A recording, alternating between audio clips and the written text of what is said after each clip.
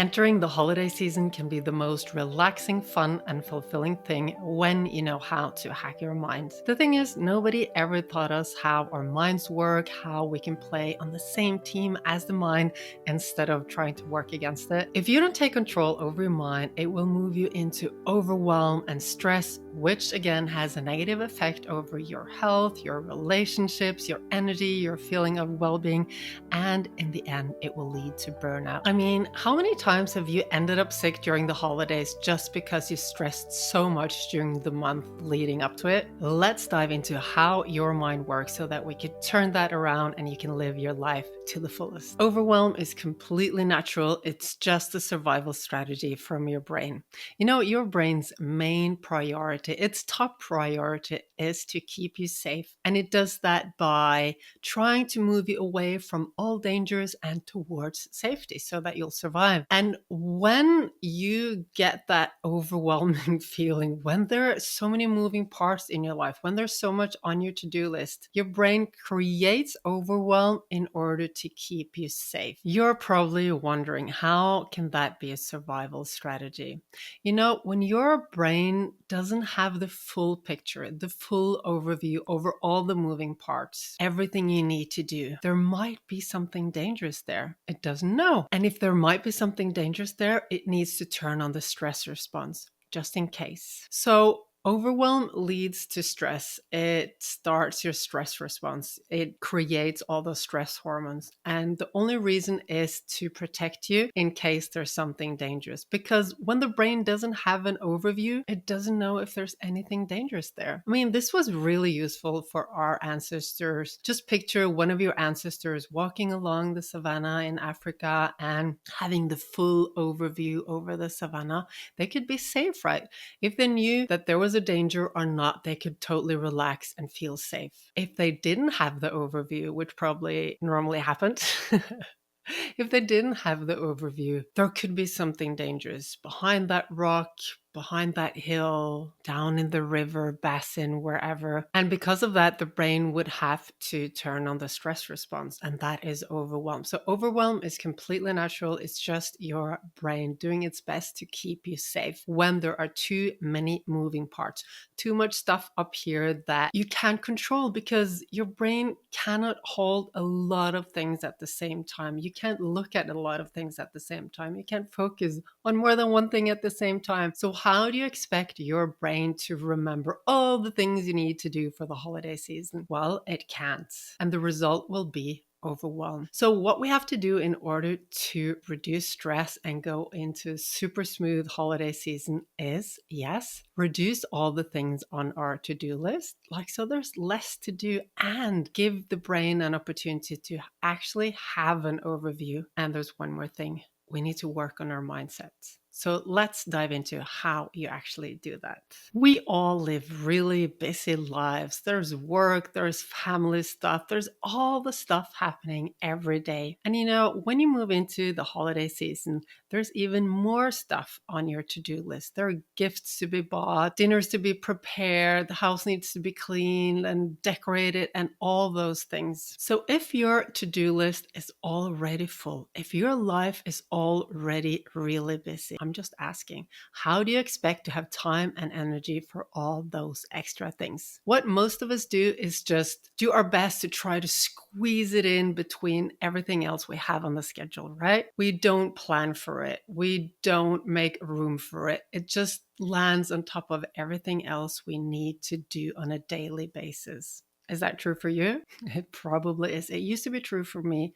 as well, until I learned how the mind works and learned to plan and prepare for the holiday season. This is one of the most impactful things I do with my clients. And it doesn't only apply to the holiday season, it applies to every extracurricular thing happening in your life. When you suddenly add a new goal, a new project, or you're going on a holiday even, when you're doing extra stuff, which you don't have a plan for, which doesn't have a slot in your calendar and your to-do list, there's extra time, there's extra energy, which needs to be allocated for that. And if you don't take that into account, it's going to land on top of everything else. And the end result is not going to be good. Mark my words. So what you really want to do is be very cautious about what actually lands on your to-do list. I'll get back to that shortly. And when you have a clear idea of the extra stuff you want to do for this holiday season or whatever you're doing, make sure that you have room for it. If you put something new into your calendar, if you put something new into your to-do list, what needs to go out for that period? Going into the holiday season, for most people, that means December is a stressful month where we do all the extra stuff. So maybe December is the month where you take out some stuff of your calendar, take out some stuff of your to-do list, and you can add it again in January. In that way, you create time and space and energy to do it. Because at the end of a full workday and a full day at home dealing with all the family stuff, trying to do all that extra preparation for the holiday season, it's just going to exhaust you and it's going to create overwhelm, leading to stress, leading to all those negative side effects we get from stress. I know you're here because you want to live a fulfilling life. You want vitality. You want happiness. You want to feel that you live. And if every waking hour is just doing, and stressing, how good will your life be? Not very good. So rule number one, when you add something to your to-do list, take something out. What I also love doing with my clients is going deep into all the stuff on our to-do list and figure out what really gives us joy, what gives us meaning, what is the purpose of having all that stuff there. Because honestly, most of us, we just keep adding lots of stuff to our to-do list. We fill up our time so much that we don't even have time to reflect on the life we're living and if the things we're doing are really filling our cup or not. In our society, we have so many options, so many possibilities. There's so much stuff we can do. But if we don't have time to enjoy life,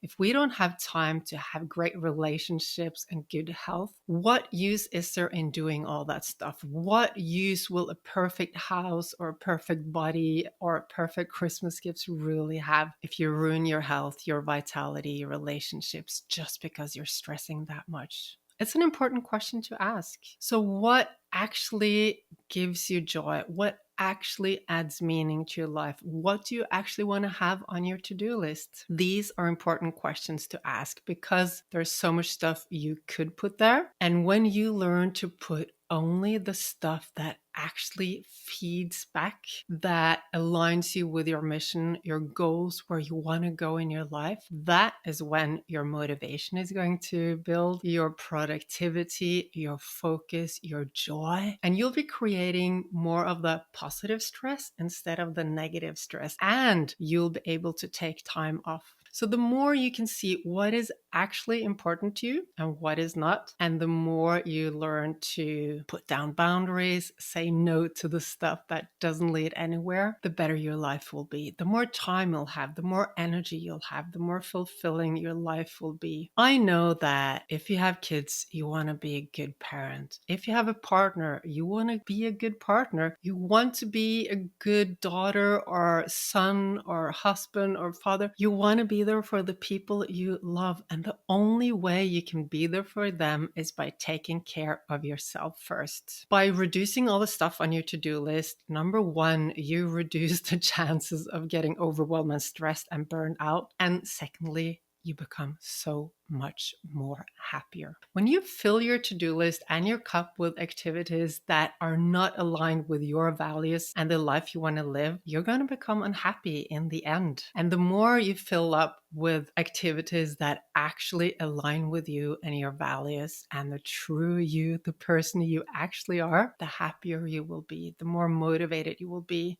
the healthier you will be. It all comes down to that. So ask yourself the question, how do you want your life to be? What is your vision of the life you really enjoy living? And then bring that down to the holiday season. What is the holiday season that really sparks joy in you? How does your perfect holiday season look? What does it feel like? What does it include? What gives you meaning? What gives you joy? Write that down. Create a vision over the holiday season you want to create, the holiday season that makes you happy, that aligns with you and your family, that brings out the best in you. And when you have that clear in front of you, when you know exactly how you want it to be, it's so much easier to remove stuff from your to-do list. It'll be so much clearer to you what actually belongs there and what just leads to overwhelm, leads to stress, what is just busyness. I want you to really go deep, figure out what is valuable for you, how you want your life to be, how you want the holiday season to be, and remove everything else. I promise you, it'll make you so much happier and healthier and give you so much more energy. And yeah, I do appreciate that the holiday season, there are some expectations. There's all the family stuff, and you think that people expect a lot of things from you. And yeah, sometimes they do. And sometimes it's okay to say, you know what? I see you. I hear you. I know you appreciate that. Right now, I don't have the time. It doesn't fit my schedule. It isn't right for me. I would love to do this with you, but, and then fill in the reason why. You don't have to do everything just to please other people. Okay? I know we want to please everyone around us. And if you try to please everyone, you are going to end up draining your energy, spreading your focus and energy thin, trying to be there for everyone and not being able to be there for you. The most altruistic thing we can really do is to put down borders, say thank you. That is so kind. And I choose to say no. And that is okay. If people get disappointed with you, they don't respect you the way you want them to. Maybe they're not the people who are right for you. You need to set down borders. You need to take care of yourself. It's the only way that you can actually take care of other people. Okay, so I'm saying this from my heart. Stop the people pleasing. Yes, I know it's easier said than done, and you need to start practicing it now, because the only way you can be there for other people and be the best version of yourself for them is by making sure that you have enough time and energy and that your health is there, that you reduce stress. So I really, really hope you take this seriously, because it is so important.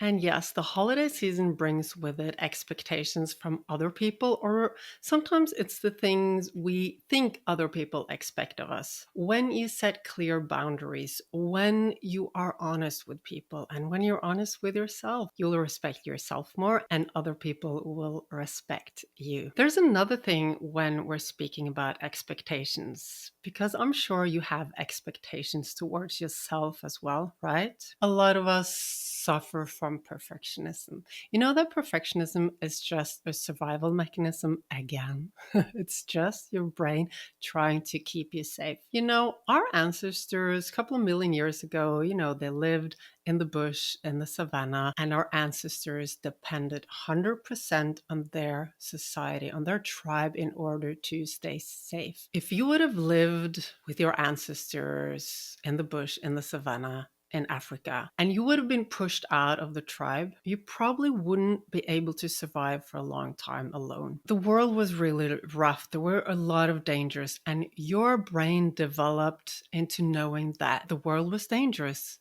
and you wouldn't survive on your own. So we're all programmed to fear losing our place in the tribe, being pushed out of our tribe. That is our number one fear. It is the root cause of almost all our problems, the fear of losing our place in our tribe, being pushed out of our tribe, losing that connection. It's the number one fear. And you're probably thinking, what does this have to do with perfectionism? Okay, I'll tell you this. So your brain goes, okay, it is so important that you maintain your slot in the tribe, that you're connected and part of the tribe, and it's real important. And I need to make sure that you're part of society and the tribe. And how can I make sure, how can I just really, really make sure that you will be part of the tribe?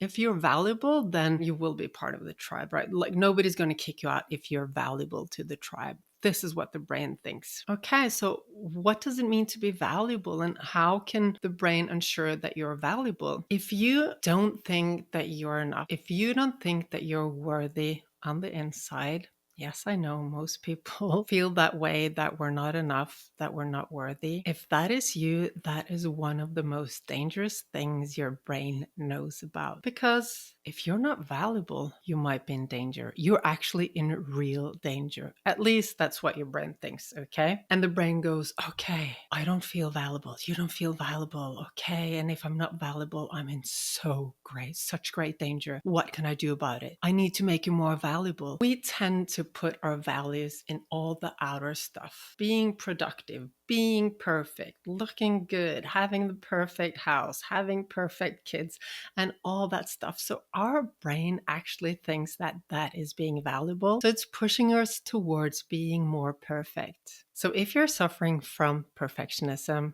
know that it's only a survival strategy.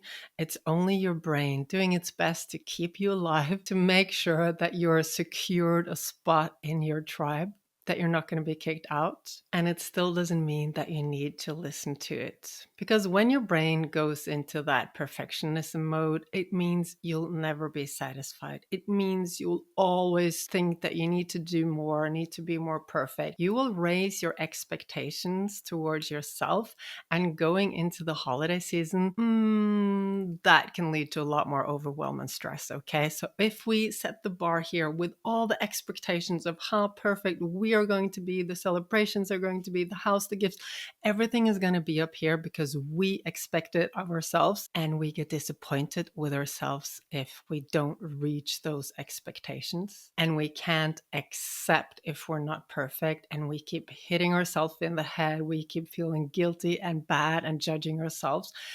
This is all a survival strategy. It's again your brain just trying to push you into perfectionism, and it doesn't work, does it? Because if you look at yourself from the perspective of I need to be better in order to be valuable, that never changes. The more you achieve, that bar is just going to be raised. If the way you look at yourself is I'm not perfect, it's not going to change no matter how productive you are, no matter how perfect you are in other people's eyes. It's not going to change. The only way to change it is to start working on yourself from the inside, building self-esteem and working on your mindset. Okay, I'll save that for another video. So you need to lower your expectations towards yourself. Accept when you don't tick off everything on your to-do list. Feel happy about yourself, even though you didn't manage to fix all the stuff you wanted to fix before the holiday season. Okay. And this is so important, because as soon as you start judging yourself, hitting yourself in the head, feeling guilty, and criticizing yourself for not being perfect enough, you know what happens? It's really uncomfortable for the brain. And the brain gets that sensation. It's something uncomfortable. It must be dangerous. What does the brain do? It sets off the stress response. So criticizing yourself, feeling guilty, all that stuff, it just brings you straight into stress and away from the life you want to live. If you enjoyed watching this, I'm sure you're going to like this one too.